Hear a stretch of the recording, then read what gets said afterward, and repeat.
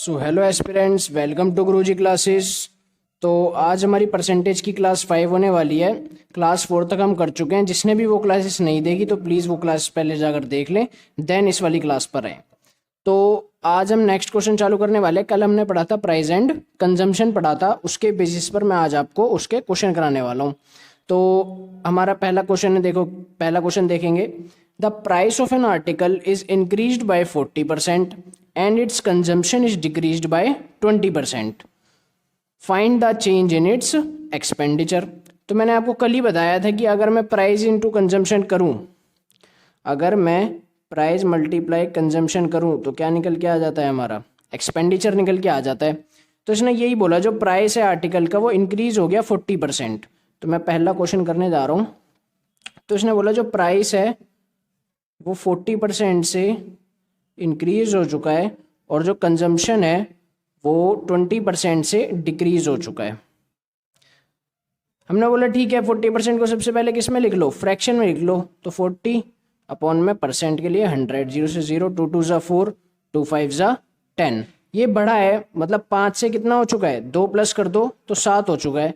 20% को लिख लो फ्रैक्शन में 20%, 20 एकम 20, 20 पंजे 100। ये घटा है, मतलब ये 5 से 1 घटा दो तो ये कितना हो चुका है, 4 हो चुका है। ये हमारा प्राइस है और ये हमारा कंजम्पशन है। अगर इन दोनों को मल्टीप्लाई कर दूं तो क्या निकल के आ जाएगा, एक्सपेंडिचर। तो 5 5 जा 25, 7 चौक 28। अब इसने यही तो पूछा कि find the change in its expenditure. देखो कितना चेंज हुआ है, 3 से बढ़ गया है, 3 बढ़ गया है किसके रिस्पेक्ट में, 25 के रिस्पेक्ट में। मल्टीप्लाई 100, 25 से कम 25 चौक के 100, 4 3 ज़ा 12, मतलब 12% की क्या आई है, इंक्रीमेंट आई है। तो होप सो समझ आया होगा आपको क्वेश्चन अच्छे से। तो नेक्स्ट क्वेश्चन चले, तो नेक्स्ट क्वेश्चन देखते हैं। सो नेक्स्ट क्वेश्चन कह रहा है price of sugar increased by 20% so that a house wife buys 5 kilogram less sugar in ₹300। Find the new price of sugar per kilo. तो इसने कहा जो शुगर का प्राइस है वो 20% से बढ़ गया है। तो लिख लेते हैं एक बार क्वेश्चन।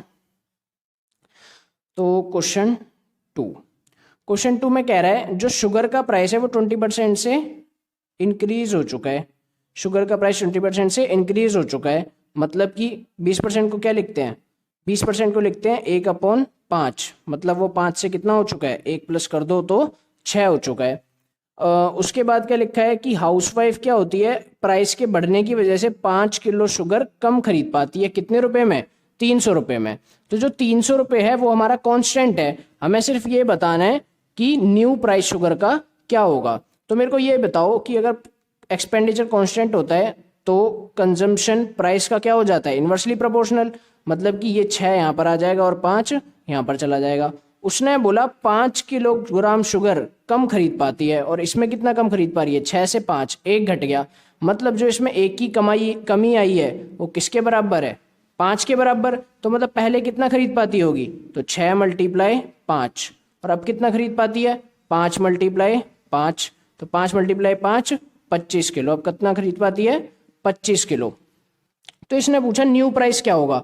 तो प्राइस निकालने का सिंपल सा तरीका है, जितना हमारे पास जितने पैसे हैं, तो हमारे पास जितने पैसे हैं तो हम लिख लेते हैं मनी अपॉन में हम जितनी खरीद रहे हैं तो क्वांटिटी। तो हमारे पास कितनी मनी है, 300 रुपये, और अब हम कितनी खरीद पा रहे हैं, 25 किलो। तो 25 से कम 25, 25 से कम 25, 25 दूनी 50, मतलब जो न्यू प्राइस है शुगर का वो कितना है, ₹12 पर किलो। सर अभी तो इसने ये पूछा कि न्यू प्राइस क्या है। सर ओल्ड प्राइस क्या था, तो ओल्ड प्राइस देख लेते हैं। तो 6 पंजे 30, मतलब पहले कितनी खरीद पाती थी, 30 किलो। मनी पहले भी कितनी थी, 300 ही थी। अपॉन में 30 कर दो तो कितना आ गया, 10। मतलब पहले 10 रुपये किलो था, अब 12 रुपये किलो हो गया। आ गई बात समझ में।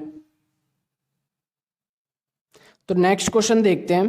तो अब हम चालू करने वाले हैं अपना थर्ड क्वेश्चन। तो थर्ड क्वेश्चन देखो क्या कह रहा है, a reduction of 20% in the price of sugar.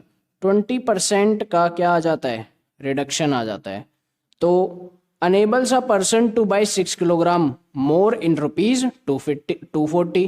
तो अब ये कह रहा है कि प्राइस में रिडक्शन आने की वजह से अब एक आदमी पहले से 6 किलो ज़्यादा खरीद पाता है, कितने रुपए में? 240 रुपए में। तो हमें बताना है कि न्यू प्राइस और ओल्ड प्राइस क्या था शुगर का, जो मैंने आपको यहाँ निकाल के दिखाया था ना नीचे, कि न्यू प्राइस भी दिखाया था और ओल्ड प्राइस भी दिखाया था। अब हमें वो बताना है।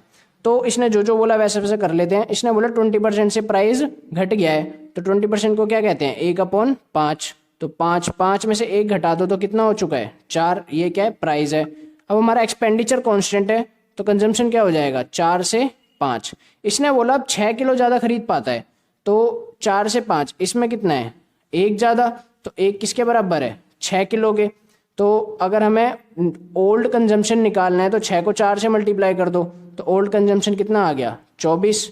और न्यू कंजम्पशन निकालना है तो वो कितना आ गया? 30। पीछे किलो लगा देना। मतलब सर पहले तो ये 24 किलो ही खरीद पाता था, बट अब ये कितनी खरीद पा रहा है? 30 किलो। तो सर पहले भी इसके पास 240 रुपये थे, अब भी इसके पास 240 रुपये हैं। पहले 24 किलो खरीद पाता था, अब 30 किलो खरीद पा रहा है।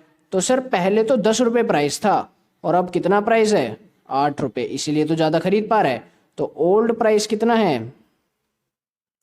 ओल्ड प्राइस है 10 रुपये। और न्यू प्राइस कितना है? न्यू प्राइस है 8 रुपये। तो आया समझ में आपको? तो नेक्स्ट क्वेश्चन पर चलते हैं। अब हम करेंगे 4th क्वेश्चन। तो देखेंगे 4th क्वेश्चन क्या कह रहा है। 4th क्वेश्चन कह रहा है कि reduction of 25% in the price of a pen. 25% reduction of a price of a pen. तो कितने का रिडक्शन हो रहा है? सर 25% का हो रहा है रिडक्शन। तो सर पहले इसको ना फ्रैक्शन में लिख लो, फिर बाकी देखेंगे। तो इसको फ्रैक्शन में क्या कहते हैं? 1/4। मतलब सर 4 प्राइस था, तो वो 4 से कितना हो चुका है? 1 घटा दो, 3 हो चुका है। तो नेक्स्ट पढ़ते हैं क्या लिखा हुआ है। 25% in the price of a pen enables a man to buy 2 more pen in ₹1। मतलब सर उसके पास 1 ही रुपया था और अब प्राइस घटने की वजह से ना सर वो 2 पेन ज़्यादा खरीद लेता है। तो बताओ कि वो पहले कितने खरीद पाता था। तो कितनी सिंपल है, देखो अगर प्राइस 4 से 3 है तो कंजम्पशन 3 से 4 होगा।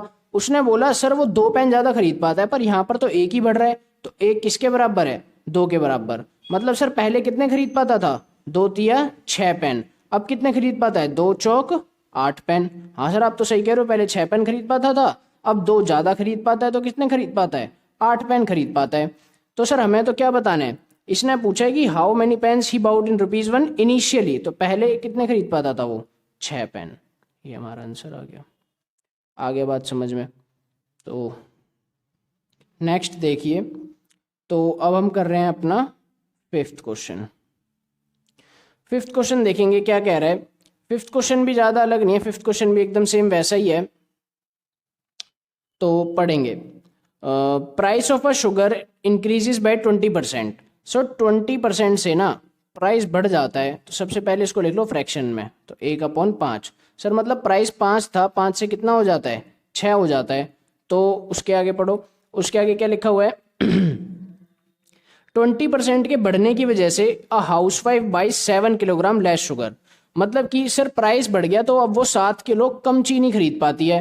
ठीक है सर, तो अगर प्राइस 5 से 6 हो गया तो कंजम्पशन 6 से 5 हो जाएगा। ठीक है, आगे देखो, if her consumption remains, if her expenditure remains same. Sir expenditure constant बोल दिया तो आपने सही कर दिया, ये 6 से 5 कर दिया। Find the original consumption of sugar. तो मेरे को ओरिजिनल निकालना है, मतलब कि ओल्ड कंजम्पशन कितना था। तो सर उसने बोला है कि वो 7 किलो कम खरीद पाती है, पर यहाँ पर कितना कम हुआ है? यहाँ पर 1 कम हुआ है। तो 1 किसके बराबर है? 7 के बराबर। सर मतलब अब कितना खरीद पाती है? अभी वो खरीद पाती है 35, और पहले कितना खरीद पाती थी? तो सर पहले वो खरीद पाती थी 42। तो 42 हमारा आंसर आ गया, क्योंकि इसने ओरिजिनल पूछा है। ओरिजिनल पूछे तो पहले वाला बताना है, रिजल्टेंट पूछे तो बाद वाला बताना है। न्यू पूछेगा मतलब जब। तो अब आप एक चीज़ देखिए, मैं आपको एक थोड़ा सा छोटा सा एक चीज़ बताने वाला हूँ। जैसे कि पहले की लिख लेते हैं, फॉर्मूला लिख लेते हैं। क्या होता है? Price multiply consumption is equal to expenditure होता है। सर मेरे को ना अब क्या निकालना है? कंजम्पशन निकालना है। तो कंजम्पशन को यही रहने दो। तो कंजम्पशन का फॉर्मूला क्या बन गया?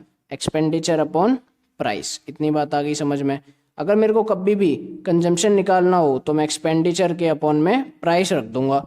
ठीक है, आगे बात समझ में। ये प्राइस क्या है? ये प्राइस है 1 किलो का प्राइस, 1 किलो, या फिर मैं कह सकता हूँ 1 यूनिट का प्राइस। ठीक है, और ये एक्सपेंडिचर है कि हमारे पास कितने पैसे हैं, मनी अवेलेबल, मनी अवेलेबल। आ गई बात समझ में। तो इसी के बेस पे क्वेश्चन करने वाले हैं। तो क्वेश्चन देखना, तो क्वेश्चन पढ़ते हैं क्या लिखा हुआ है। क्वेश्चन कह रहा है if the price of a sugar falls by ₹1 per kilo. एक शुगर का प्राइस होगा, कितना होगा हमें पता ही नहीं रखा है इसने, क्योंकि परसेंटेज वाला क्वेश्चन नहीं है, ये थोड़ा डिफरेंट क्वेश्चन है। एक शुगर का प्राइस होगा, पहले हमें नहीं पता कितना है, वो ₹1 पर किलो से घट जाता है।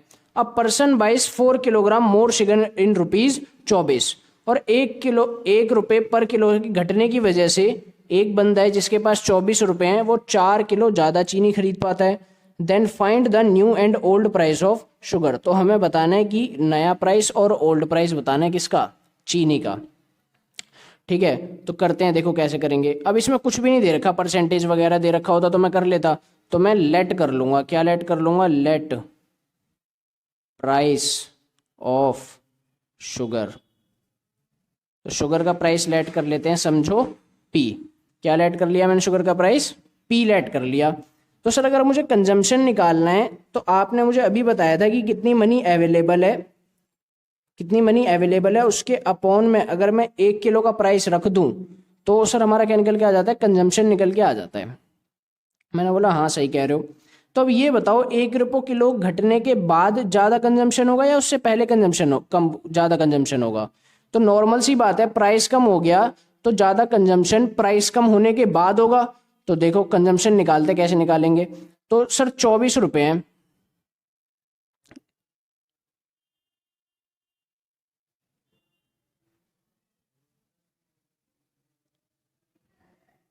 तो देखो कंजम्पशन निकालते कैसे निकालेंगे। तो सर ₹24 हैं, तो लिख लो ₹24 हैं।